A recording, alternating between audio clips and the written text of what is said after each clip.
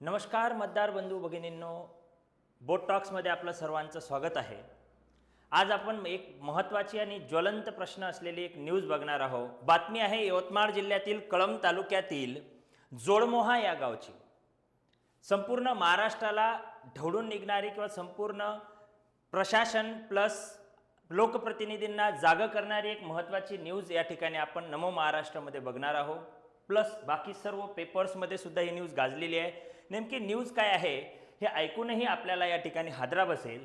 एक शोकांतिका आहे, अंत्यविधीसाठीही पुरातून मार्ग काढावा लागतो। आज आपण देशाला 75 वर्षाचा स्वातंत्र्याचा अमृत महोत्सव साजरा करतो आहे। या अमृत महोत्सवाची संपूर्ण जगभर भारताची गाजावाजा होत असताना सुद्धा आज वास्तविक ग्रामीण भागातील चित्र काय आहे तर तुम्हाला स्पष्टपणे या ठिकाणी दिसत आहे।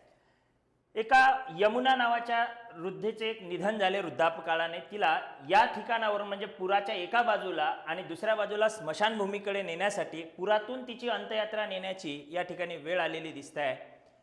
प्रश्न हा त्या ठिकाणी जनमानसांमध्ये उद्भवतो आहे की जगण्याचे कोडे मृत्यूनंतरही सुटेना। सध्या जिवंत असताना आपल्याला वेगवेगळी हमी शासन देते आहे। प्रत्येक शासन, कुठलाही शासनाची गोष्ट असो, तशाच हमी देते आहे। आमदार, लोकप्रतिनिधी, खासदार हे सुद्धा आपल्याला जिवंतपणी तर वेदना देतात, पण मृत्यूनंतरही त्या मृतदेहाला अत्यंत भयावह अशा वेदना त्या ठिकाणी दिल्या जात आहे। पुरातून त्याला मार्ग काढावा लागतो आहे, स्मशानभूमीमध्ये पोहोचावं लागत आहे। प्रश्न जनमानसांमध्ये हा उद्भवतो आहे की लोकप्रतिनिधी जागे होईल का? मतदार राजा जागा होईल का? लोकप्रशासन सोबत ॲडमिनिस्ट्रेशनला जाग येईल का? किंवा यांना त्यांची जागा दाखवण्याचा अधिकार आपल्याला संविधानाने दिला आहे का? आणि हे माझ्या ग्रामीण भागातील सर्व तरुण तरुणी प्लस ग्रामस्थांना कधी कळेल की यांना यांची जागा आपण एका फक्त मार्गातून दाखवू शकतो, ते म्हणजे या लोकप्रतिनिधींसाठी केलेलं आंदोलन किंवा याच्यासाठी असे ज्वलंत प्रश्नाला फोडणारी वाचा।